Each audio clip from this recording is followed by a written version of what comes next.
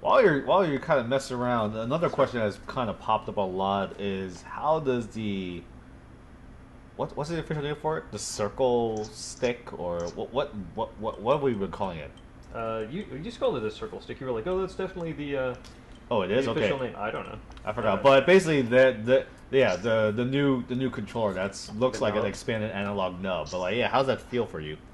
I really like it. A lot of people were asking like how much dead space there is in it, and it feels like there's actually very little dead space. You can just No necromorphs in this nub. Oh, I can take my picture. No, just go forward. Oh yeah, yeah, your picture it'll identify you when you use Street Pass functionality. Like when you were talking earlier about Street Pass, how like if the system's on, it'll just automatically pick up data from other nearby 3DSs. And one way it does it is it'll automatically pick up the ghost racing data of any other Ridge Racer player as you're just walking around. So if you just took your picture, if I also play Ridge Racer and I just had my 3DS in my pocket, Street Pass will find your racing game, download the track, and I can race against you with your big old face popping up on my HUD and everything.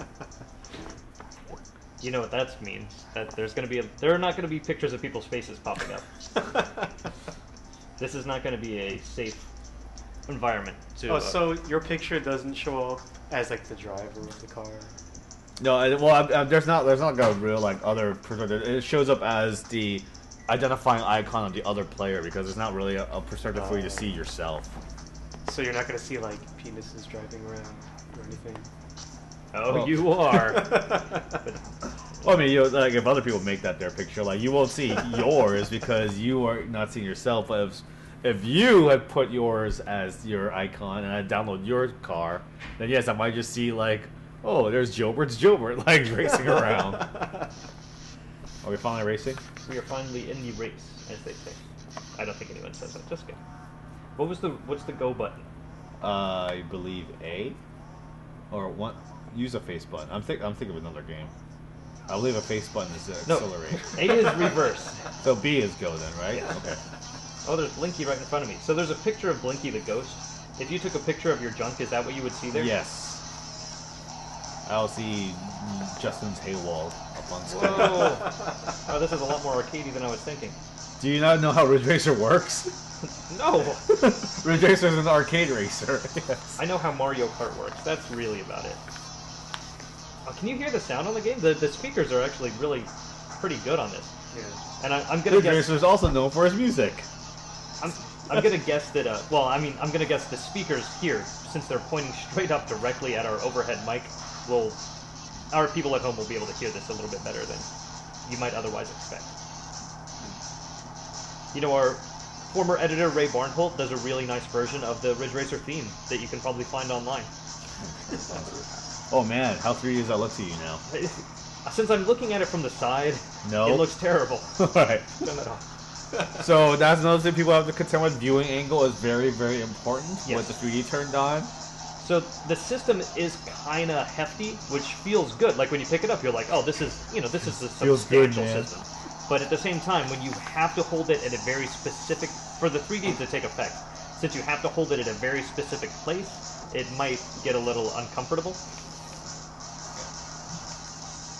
And I think it can get a little bit tiresome, just staring at this kind of 3D screen for too long.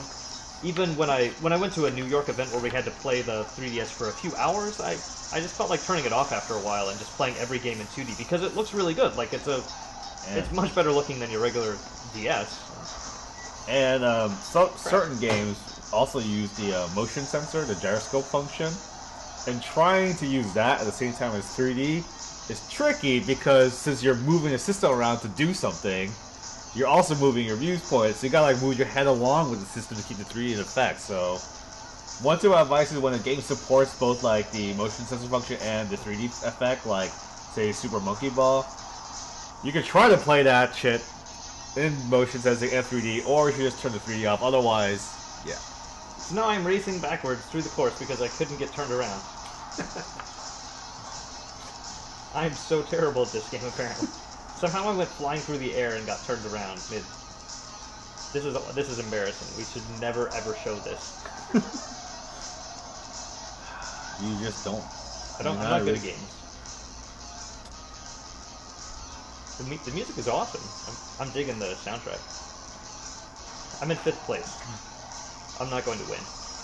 How's the frame rate for those at home that can't really tell? Frame rate is really good. It looks, you know, 60, whether 30? you're running at 30 or 60, it's I 55. don't care. It's like, it's hard to tell the difference for someone who doesn't care about it like me.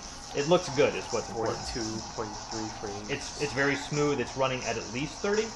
It's very responsive, tight controls, as they say. Compelling gameplay. The compelling gameplay. Which is your freaking handle. There's a reason. The reason my handle is compelling gameplay is because I think that's the stupidest thing anyone could. Not the stupidest. It's one of the stupider things people write about video games. Because it doesn't mean anything. What's compelling gameplay? How can gameplay be compelling? When it draws you in. What?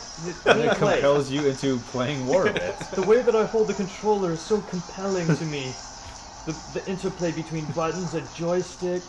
Speaking of the interplays between buttons and such, one question that popped up is, how does it feel to have a D-pad that's lower than usual for a Nintendo system? Is this something that it'll take some getting used to, or does it kind of click for you right away?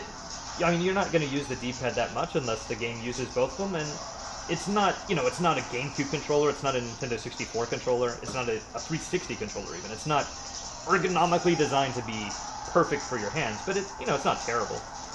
And I'm just happy that, there's an analog stick, which, is so much better than having to always use a D-pad. You remember that that thumb thing that came with the DS Fat? You played Super Mario 64 DS, tried to do it on the analog on the screen. Oh, I came in first. Man, I'm awesome at this game after all. That's Ridge Racer 3D. What are we going to go check out next? I guess, do you want to check out a little bit of Nintendogs? Nintendogs and Cats. Professor Layton is awesome, but we're not going to play that right now. It's mostly text and watching movies, and you guys can just see that from trailers. It's a tease. It's awesome. Here's an awesome game I'm not going to show you. I'm not going to show. Do you want to watch me do puzzles? No, of course you don't. It's boring, and I suck at it. I want to take my time and read it, to take in the story, to enrich myself, and you should as well. What is the story? I don't know. I haven't played it. It's not compelling. I want to take my time to get into it. So we're going to take half a second, we're going to pet a dog for a little bit, just to show you some Nintendogs. And